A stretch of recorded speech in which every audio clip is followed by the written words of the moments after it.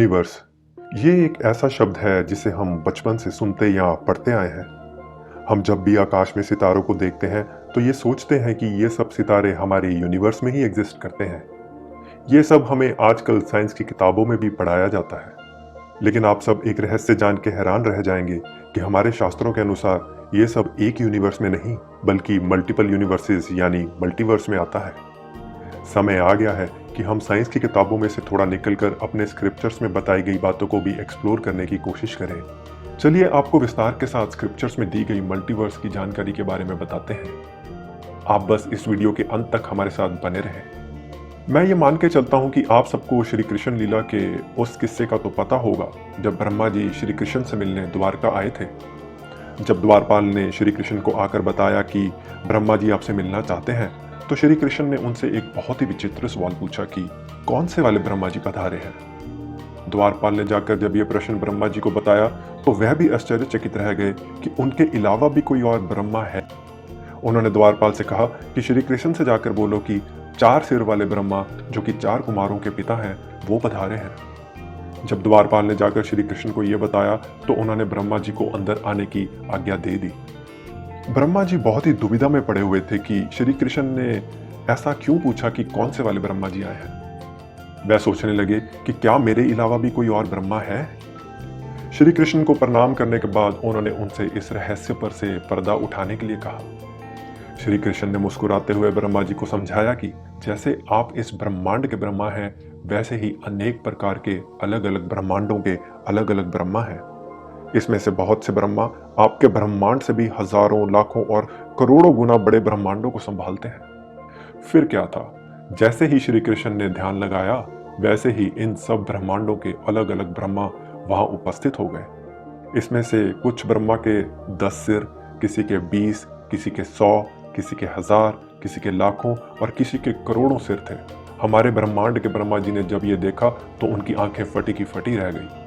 इतने सारे और इतने विशाल ब्रह्मा देखकर हमारे ब्रह्मा जी को अपनी आंखों पर विश्वास ही नहीं हो रहा था।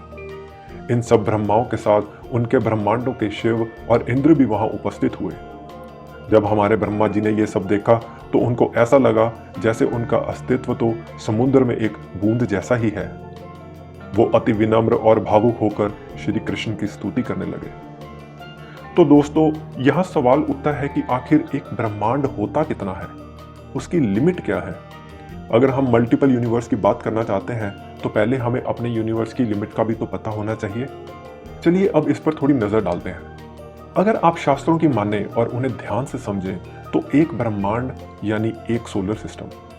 आपने गौर फरमाया होगा कि हमारे शास्त्रों में जब भी सूर्य की बात होती है तो एक ही सूर्य देव की बात होती है, उसमें अलग अलग सूर्य देव का जिक्र नहीं होता। आखिर क्यों किसी और सूर्य का जिक्र नहीं होता जबकि हम जानते हैं कि हमारी गैलेक्सी में तो खरबों सूर्य हैं। तो फिर क्यों हमारे स्क्रिप्चर एक ही सूर्य देव की बात करते हैं। ऐसा इसलिए है क्योंकि हमारे शास्त्र, वेद, पुराण आदि सिर्फ हमारे इस ब्रह्मांड के बारे में लिखे गए हैं और इसका एक ही सूर्य है जिसे हम हर रोज देखते हैं।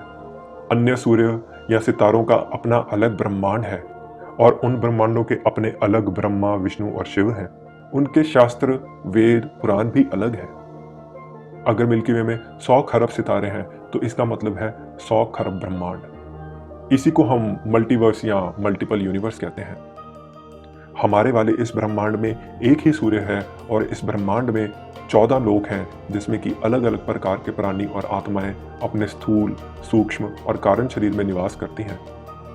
हमारे इस ब्रह्मांड के ब्रह्मा के 4 सिर हैं और इसका साइज अप्रॉक्सीमेटली 1 प्रकाश वर्ष है।